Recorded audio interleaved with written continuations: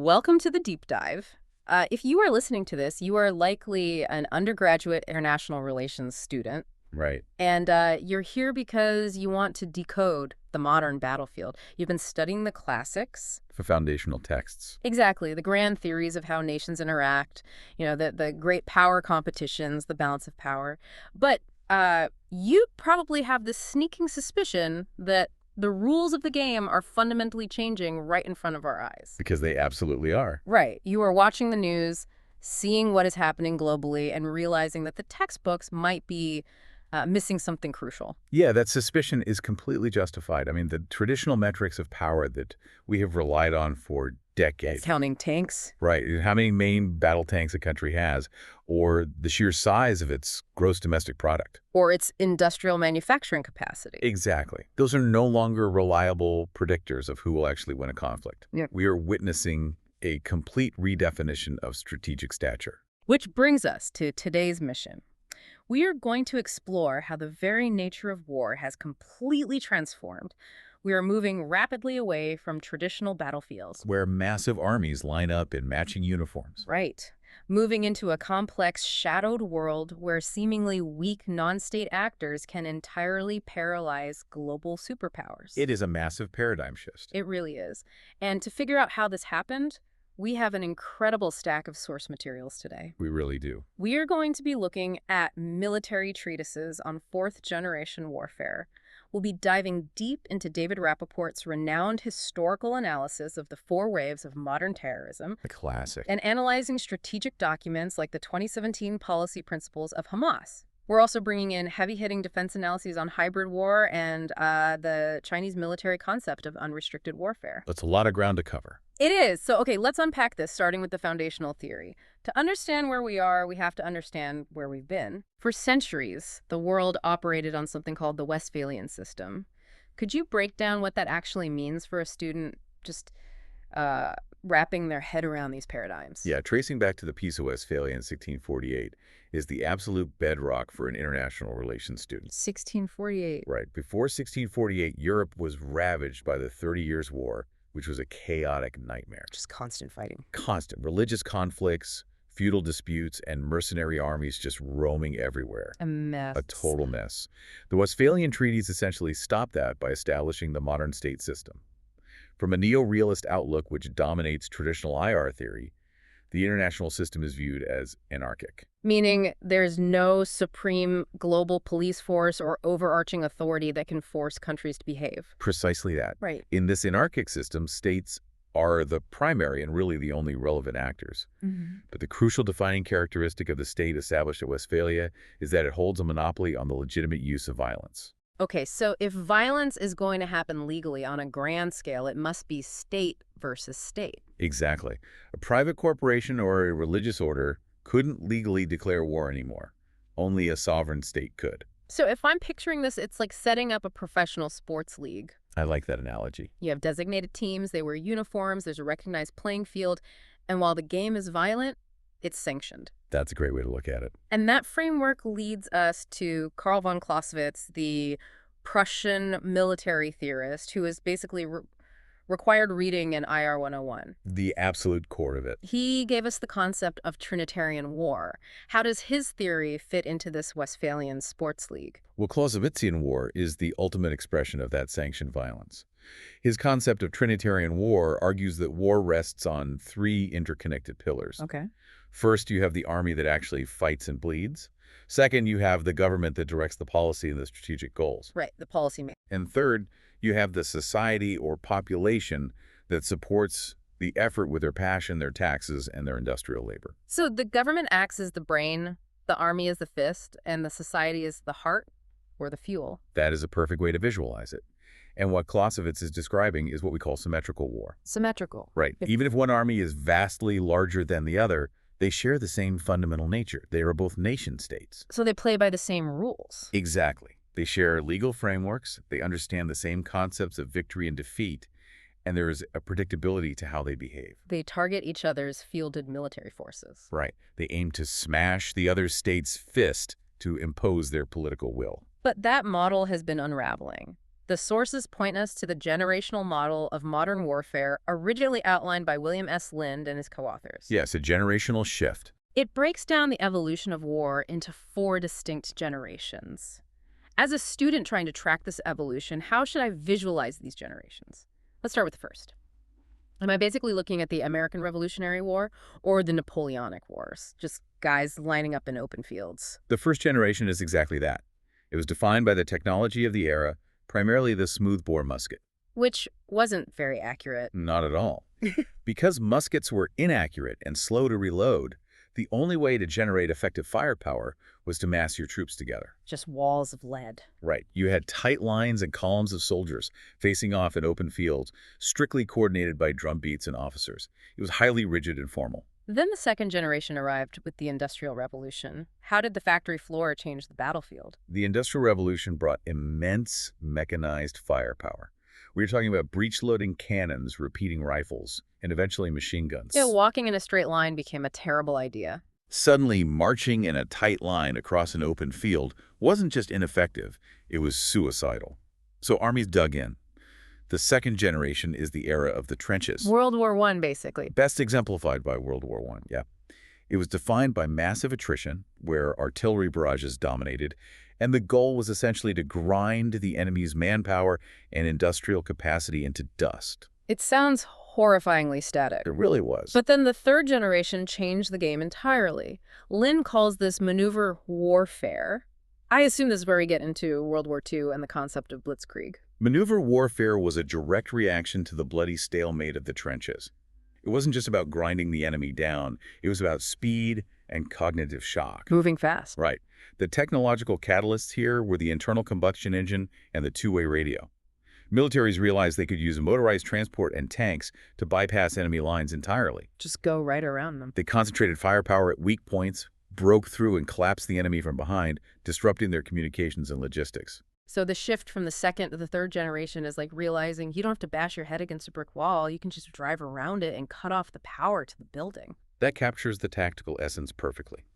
Which brings us to today, the fourth generation of war, or 4GW. The core of our deep dive today. What's fascinating here is that 4GW represents the complete breakdown of that Westphalian monopoly on violence we just established. The state is no longer the only one allowed to fight. Exactly.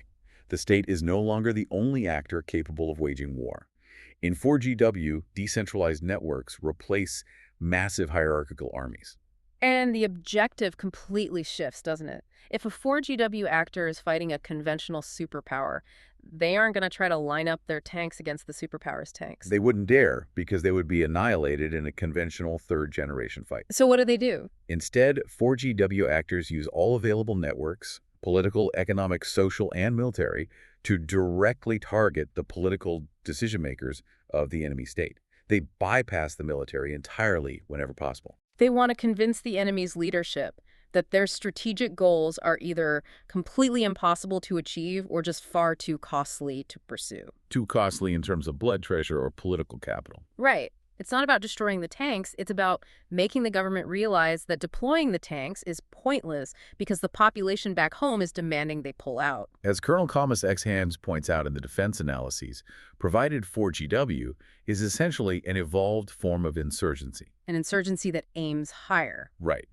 It relies on the fundamental precept that superior political will, when employed correctly and patiently, can actually defeat greater economic and military power. So it's aiming directly at Clausewitz's second and third pillars. The government and the society, trying to detach them from the military. Let's pause on that evolution. How did we get from the brilliant maneuver warfare of the third generation to decentralized networks targeting political will? It didn't happen overnight. Right, it didn't just happen in a vacuum.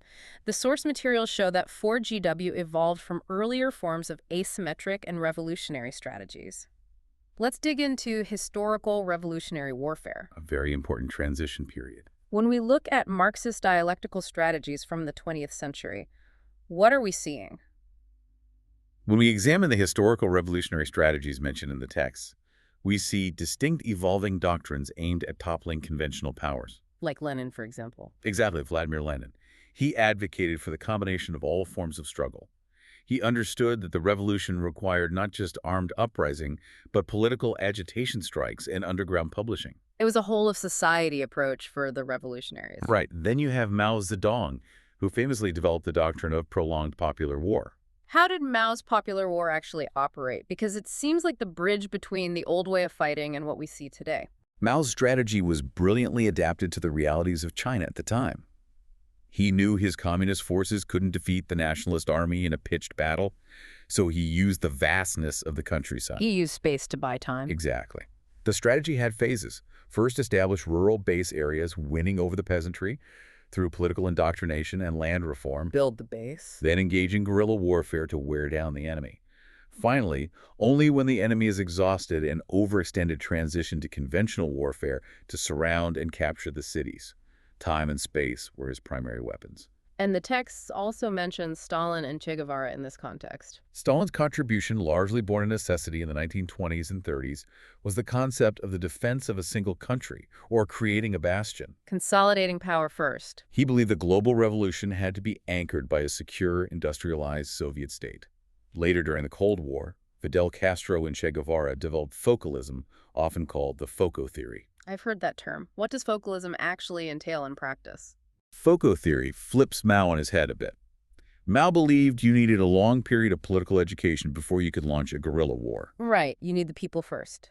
But Che Guevara argued that a small, highly dedicated vanguard of guerrillas, the FOCO, could initiate armed struggle. To start fighting immediately. Right, and that violence itself would act as the catalyst to awaken the masses and ignite a general uprising. So the action creates the conditions. They didn't need to wait for the objective conditions for a revolution to be perfect. The guerrilla vanguard could create those conditions through action.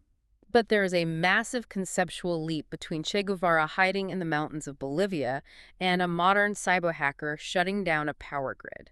A huge leap. What is the critical distinction between those historical revolutionary movements and the modern asymmetric actors we see today? The dividing line is the concept of the state itself. How so? All of those historical movements from Lenin to Che Guevara still fundamentally believed in the Westphalian system. They wanted to capture the state apparatus so they could install their own new system. They wanted to take over the existing machine. Exactly. They wanted to replace the capitalist government with a communist one, take over the central banks, run the taxation systems, and essentially become the new legitimate actor on the world stage. They wanted to own the sports league. They did. Whereas modern 4GW actors Don't care about running the league at all. Contemporary asymmetric actors often have zero interest in replacing the state in that traditional administrative sense. They don't want to fix potholes or collect trash. Exactly. A transnational terrorist network or a decentralized hacker collective isn't trying to take over the Department of Transportation or manage the municipal water supply. So what do they want? Their goal is often long-term destabilization.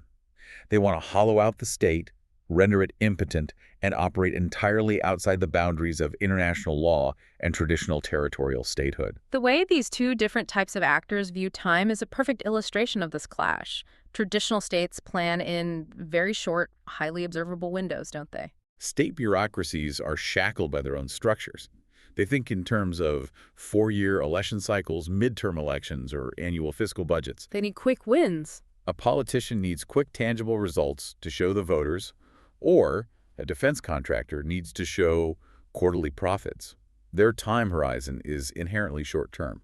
And if you are an asymmetric actor who doesn't have to worry about a primary election or a budget committee hearing? Unburdened by those institutional constraints, asymmetric actors employ incredibly patient, desynchronized strategies. They can wait decades. They don't need to win a decisive battlefield victory tomorrow.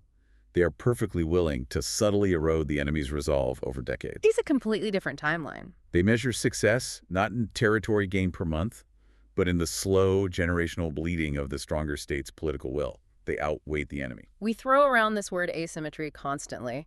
It's easy to just think of it as the classic David versus Goliath trope. The guy with the slingshot. A guy with a slingshot fighting a giant in heavy armor. But the sources provide a much more sophisticated, multi-layered breakdown. Let's unpack the 4 specific pillars of asymmetry mentioned in the research. Okay. What is the first one? The texts identify 4 distinct types of asymmetry that dictate how these modern conflicts play out. The first is physical asymmetry. That sounds like the David and Goliath part. It is. This is the most obvious one. Mm-hmm.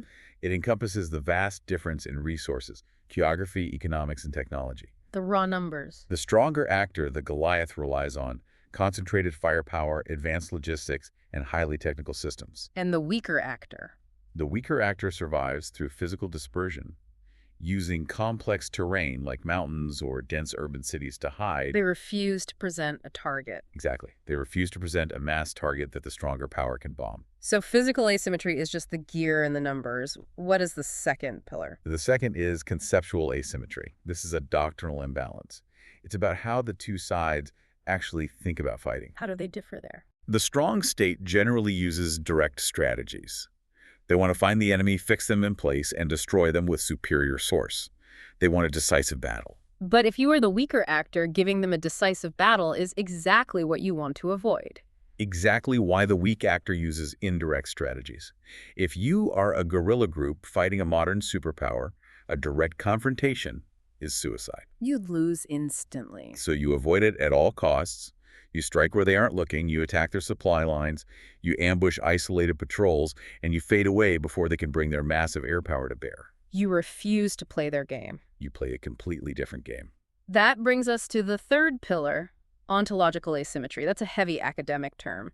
How do we translate that into something a policy student can actually use? Ontological asymmetry is perhaps the most difficult concept for traditional military minds to counter. It represents a fundamental clash of political, cultural, and even spiritual values. They don't just fight differently, they value different things. It means the two sides aren't just using different tactics. They have completely different structure of thought and motivation. Can you give me a tangible example of what that looks like in a conflict? Think of a conventional Western democratic army. Their doctrine, their politics, and their public mandate require them to minimize their own casualties above all else. Right, body bags lose elections. Every soldier's life is precious. Now imagine they are fighting an adversary who views martyrdom as the ultimate spiritual victory. That's a massive disconnect. The conventional army tries to use the threat of death as a deterrent to stop the enemy from attacking. But how do you deter someone who believes dying in combat is a one-way ticket to paradise? The underlying game they are playing is fundamentally different. The conventional army is playing chess. The asymmetric actor is playing a game where losing pieces is the objective. That is a terrifying disconnect for a military planner, and I assume that feeds directly into the fourth pillar, which the texts suggest is arguably the most crucial, the asymmetry of will. The asymmetry of will dictates the cost-benefit analysis of the entire war. Why is it the deciding factor so often? Because the weaker actor is usually fighting what they perceive as an existential threat. They are fighting for their very survival, their identity, or their ancestral homeland. They can't walk away. That gives them an almost limitless resolve. They're willing to endure unimaginable hardship because the alternative is extinction.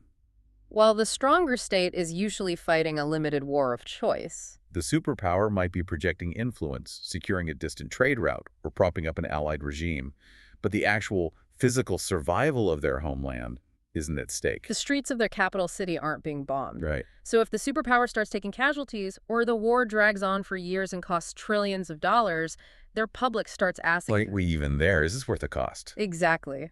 Meanwhile, the weaker actor's public, or their support base, feels they have absolutely no choice but to keep fighting no matter how many bombs are dropped on them. And this limitless resolve, combined with that existential desperation, is exactly what drives the weaker actor to discard the conventional rulebook entirely. They'll do anything to survive. If your existence is on the line, and you are facing an overwhelmingly superior conventional military adhering to the Geneva Conventions, or traditional laws of armed conflict, seems like a luxury you cannot afford. This breakdown of ethical constraints brings us to one of the most chilling and fascinating concepts in our stack of sources: unrestricted warfare. A very influential concept. This term was popularized in a highly influential 1999 book written by two Chinese People's Liberation Army colonels, Is Qiaoliang and Wen Jiangsui. The text outlines something called the Chinese dilemma. What exactly were these colonels grappling with? The dilemma they posed was incredibly pragmatic. If a developing nation like China, perceived itself to be relative to the United States at the end of the 20th century, finds itself in a conflict with a technologically dominant Western superpower, should it use Western methods and respect Western rules of war? And their answer is a resounding absolute no. They argued that the rules of war were developed primarily by Western nations based on their specific historical ethics, their customs, and most importantly, designed to favor their advanced technology. So playing by those rules is basically rigging the game against yourself. Playing by those rules essentially guarantees defeat for the weaker actor. It would be like stepping into a boxing ring with a heavyweight champion and agreeing to only use your left hand. So if they throw out the rule book, what does unrestricted warfare actually look like? The battlefield must expand far beyond just soldiers shooting at each other. It expands into virtually every aspect of human society. Unrestricted warfare proposes that the battlefield bleeds into civilian, institutional, and economic spheres. Like what specifically? For example, it encompasses cultural warfare, using media and digital platforms to influence, polarize, or degrade the adversary's cultural viewpoints and social cohesion. We see that happening right now. Absolutely. It also includes drug warfare, intentionally flooding an adversary's cities with narcotics to weaken its social fabric and drain its healthcare resources. It's weaponizing everyday life. The texts also mention resource warfare, like manipulating global supply chains or rare earth mineral market. Right, and financial warfare, subverting banking systems or launching massive currency manipulation campaigns. It's warfare without any boundaries? It even includes exploiting the very international laws designed to maintain peace, a concept sometimes called lawfare. Using the law as a weapon. This involves using the legal institutions of the enemy, their own courts, their strict rules of engagement or international tribunals, as weapons to tie up the stronger state in endless litigation and political paralysis. You use their own morality and legalism against them. Central to this entire unrestricted doctrine is a concept the colonels call Shishujian, which translates roughly to the assassin's mace. A very evocative term. The sources emphasize this isn't just a clever battlefield flanking maneuver. No. What is an assassin's mace in this context? An assassin's mace is a weapon, a method, or a sudden strike that completely and dynamically transforms the power relations. It shifts the balance immediately. It's designed to be a destabilizing shock that exploits a highly specific, critical vulnerability of a technologically superior adversary. It renders their massive investment in conventional military power instantly irrelevant. What would be a concrete example of an assassin's mace attack today? Consider a Western superpower that relies entirely on satellites for global communication, GPS targeting for its smart bombs, and logistics tracking. The superpower has invested hundreds of billions of dollars in aircraft carriers and stealth jets. Okay.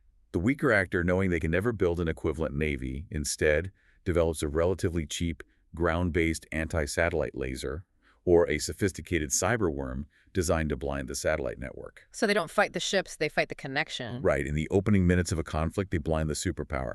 Suddenly, those multi-billion-dollar aircraft carriers don't know where they are, and the stealth jets can't talk to each other. The ships become useless metal. The power dynamic shifts instantly.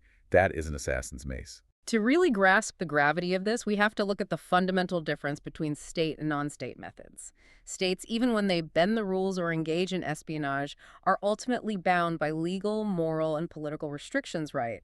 They have a return address. States are somewhat predictable because they have to answer to international bodies like the UN. They are bound by treaties, they have massive infrastructure that can be retaliated against, and they have to answer to their own citizens or elites. And non-state actors. Non-state actors engaging in unrestricted warfare intentionally step outside those human conditions defined by Western parameters.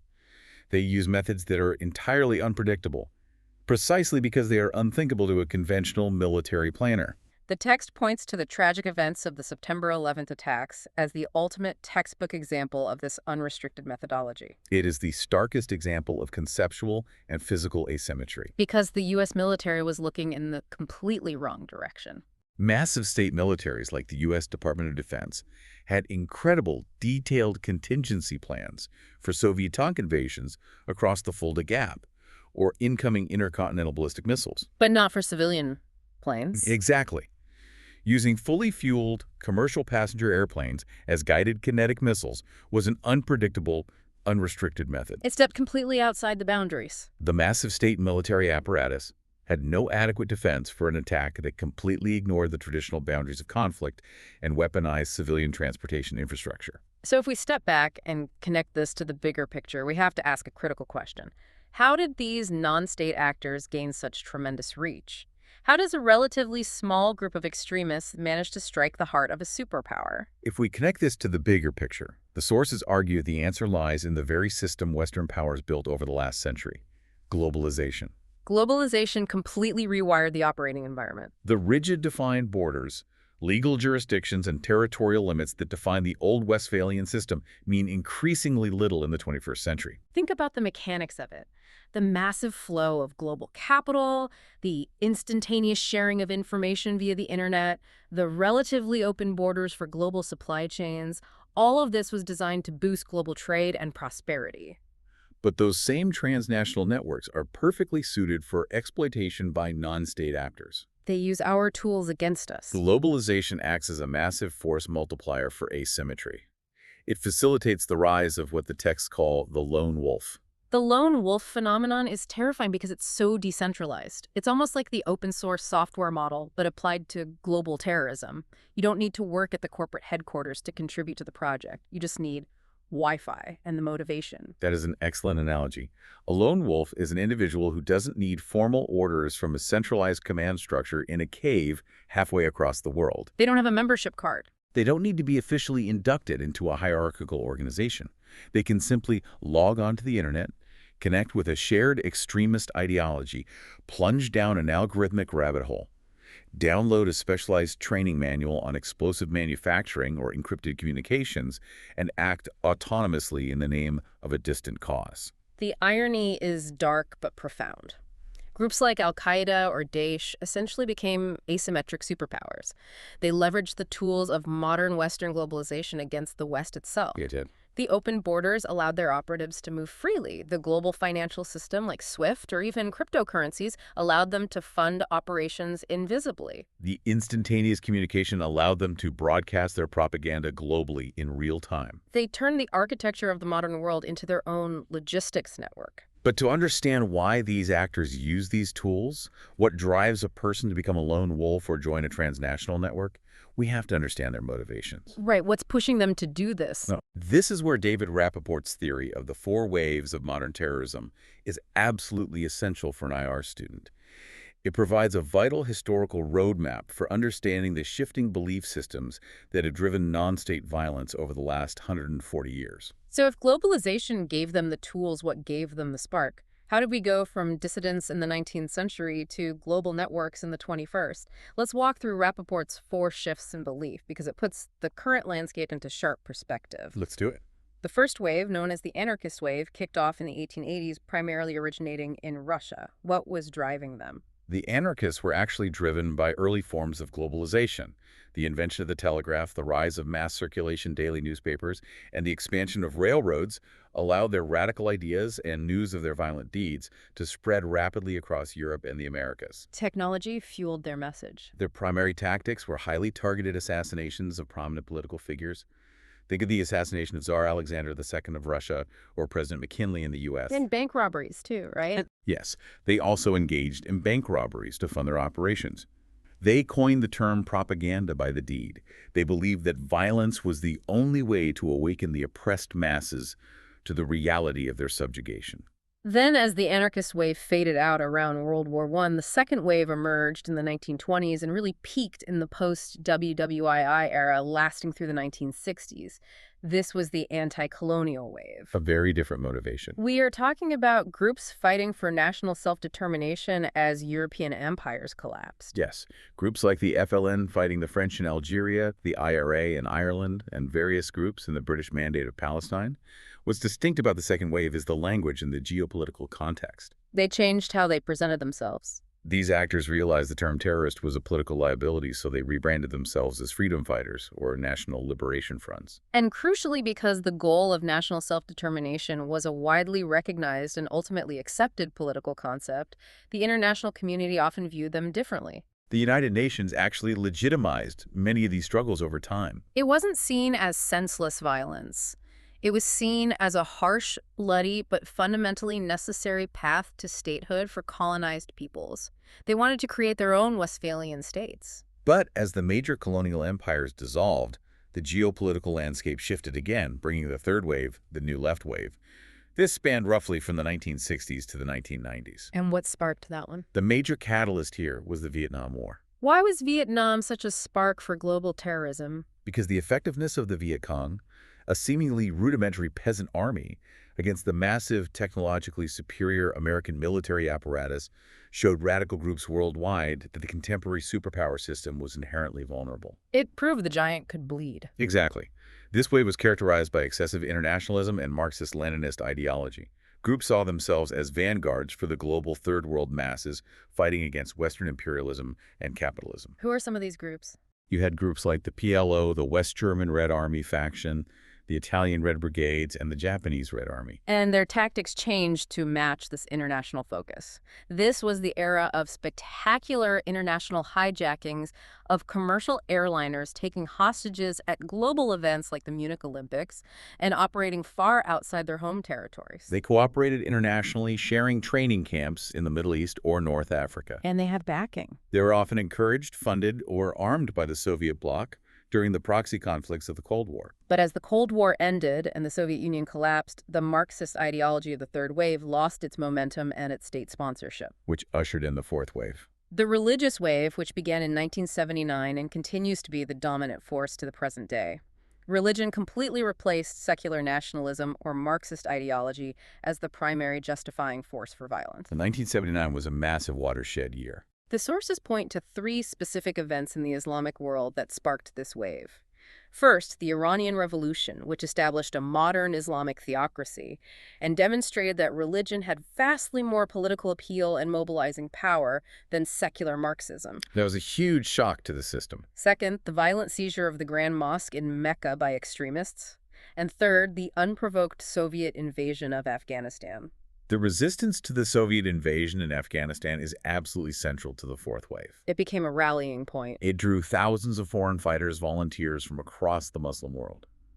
Crucially, it proved to them that religious fervor and guerrilla tactics could literally defeat a secular superpower, contributing to the collapse of the Soviet Union. A massive psychological victory. This was a decisive psychological blow that emboldened the Fourth Wave globally.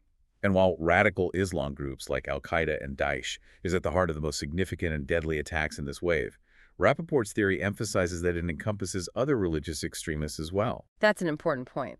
The texts note that the Fourth Wave also includes Christian identity movements and radical white supremacist groups in the U.S. Also Sikh extremists who sought an independent state in Punjab. And Shinrikyo, the apocalyptic doomsday cult that released sarin nerve gas on the Tokyo subway in 1995.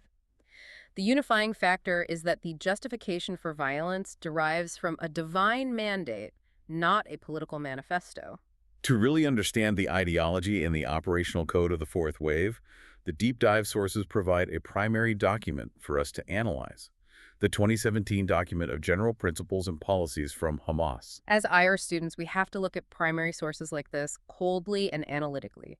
We're looking at it exactly as it is presented in the source text to understand how this specific adversary frames its struggle and constructs its operational code. We are examining the language, not validating it. Exactly, impartially breaking down the text. What stands out when we apply our theoretical frameworks to this document? Analyzing the text purely theoretically, we see a fascinating and highly strategic blending of second-wave national liberation language with fourth-wave Islamic frameworks. How so? The document clearly identifies Palestine extending geographically from the River Jordan to the Mediterranean Sea as an explicitly Arab Islamic land. Okay. However, it frames the resistance not just as a second-wave political necessity for self-determination, but as a divine and international right. It merges the language of international law with theological imperative. The document is also very specific about how it defines the nature of its conflict. It states that its struggle is against the Zionist project, which it defines in anti-colonial terms as an aggressive colonial enterprise. Right, it's positioning itself within that anti-colonial narrative. It explicitly distinguishes this political struggle against the Zionist project from a religious struggle against Jews based on Judaism. It claims to reject anti-Semitism, attributing that history to Europe, while simultaneously maintaining that the Zionist entity is entirely illegitimate and must be resisted. Furthermore, it affirms that resisting the occupation with all means and methods with armed resistance at the core is a legitimate right guaranteed by divine laws, customs, and international laws. This perfectly illustrates the ontological asymmetry we discussed earlier. Exactly. When political violence is grounded in a divine mandate, compromise becomes theoretically impossible, which creates that unyielding asymmetry of will.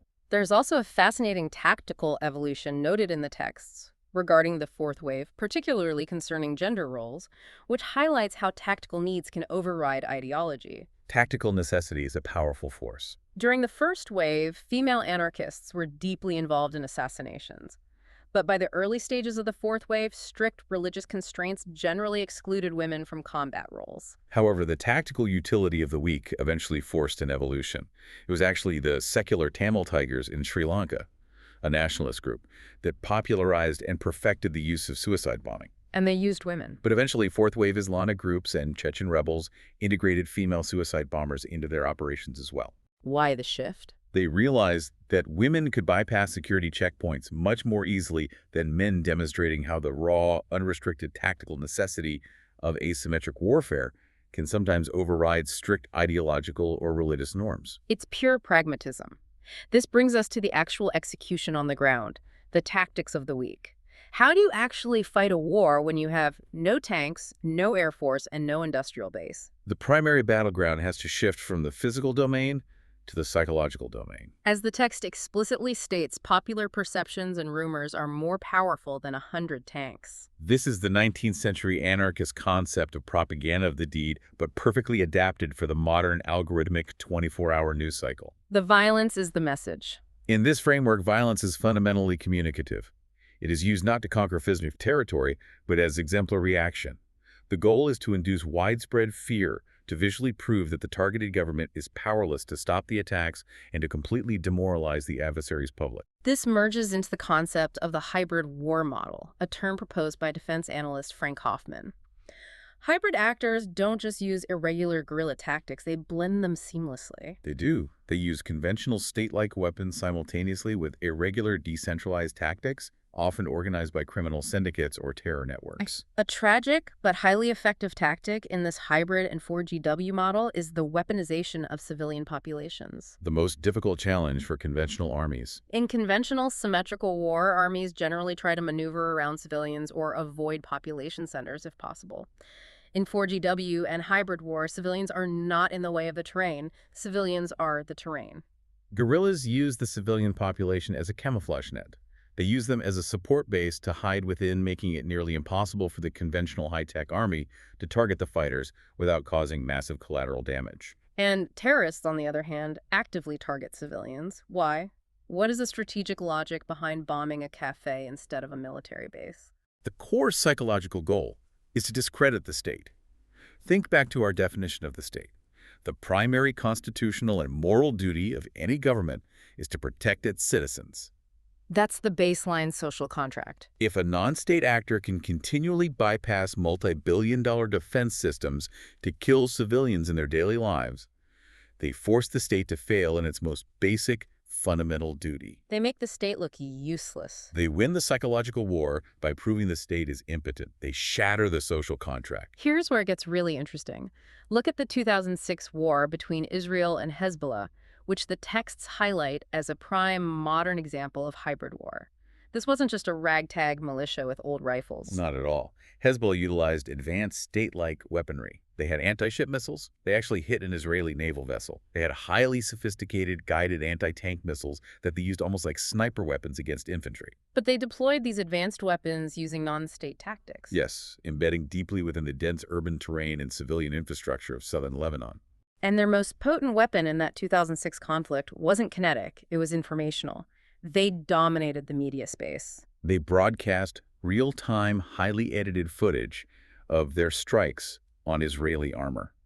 They understood that winning the battle of perceptions over the global audience, projecting an image of steadfast resistance against a massive military machine, was far more critical than the actual physical results on the ground. The narrative was the victory. They fought a war of narratives, and in the cognitive dimension, they were incredibly effective at achieving strategic parity. So put yourself in the shoes of an IR policy analyst advising a modern government. If you are the state, the conventional power, how do you fight an enemy you can't see? It is incredibly difficult. An enemy who operates outside legal boundaries, hides among civilians' values, martyrdom, and uses algorithmic rumors as weapons.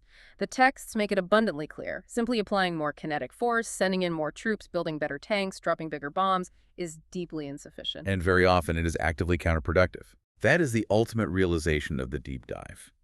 The absolute necessity is a massive paradigm shift in state security policy, moving away from purely kinetic military dominance toward hyper-sophisticated intelligence operations. But we aren't just talking about traditional intelligence, satellites counting tanks or intercepting radio codes. As the texts point out, tracking insurgents just to find out where they are is a futile game of whack-a-mole. You might kill a cell today, but two more pop up tomorrow. You have to know the underlying cause. Intelligence must refocus on understanding the social, cultural, historical, and political factors that are fueling the insurgency in the first place. You have to understand deeply anthropologically why they fight. You have to master the virtual dimension of warfare. It's the old cliche of winning hearts and minds, but updated for the digital age. States have to learn to maneuver against the collective mind of the population just as precisely and strategically as they would maneuver an artillery battalion. Because if you drop a precision bomb and kill one high-level insurgent, but in the process you destroy a neighborhood and alienate 1,000 civilians who then log online and radicalize into the cause, you haven't won a tactical victory. You are actively losing the 4GW conflict. Your metrics are wrong. You're tracking bomb tonnage when you should be tracking political alienation. Think about the implications of that for global stability. States must become drastically less rigid. Their massive bureaucratic institutions have to adapt to an enemy that is networked, fluid, highly resilient, and totally unconstrained by the Westphalian rulebook. Which requires a level of agility that government bureaucracies are naturally terrible at. This raises an important question about the future of global stability and how states will even survive the next 50 years. Okay, let's take a breath and recap this incredible journey. We started with the neat, organized, sanctioned battlefields of Clausewitz, where nation-states fought other nation-states. We watched that system break down through 4 generations of warfare, leading to a world where decentralized networks use psychological warfare, unrestricted tactics, and hybrid combinations of advanced weapons and guerrilla methods to completely paralyze traditional superpowers. We explored how globalization empowered these non-state actors, granting them transnational reach, dark funding mechanisms, and the ability to operate as asymmetric superpowers. And we analyzed how the 4th wave of religious terrorism provides the limitless absolute resolve needed to wage this long-term destabilizing generational fight. It fundamentally changes how you view the daily news. And we want to leave you with a final provocative thought to mull over, building on everything we've discussed today about the psychological domain. It's a sobering thought. If we've already reached a point where non-state actors can achieve the status of asymmetric superpowers using the current internet and global finance to wage psychological war, what happens when artificial intelligence and deepfake technology fully democratize information warfare? When anyone can create perfect disinformation. Will the next major geopolitical collapse be triggered not by a missile strike, not by an assassin's bullet, but by a perfectly engineered, completely untraceable rumor that shatters a nation's political will overnight? Something to think about for your next seminar. Thank you for joining us on this deep dive, and keep questioning the world around you.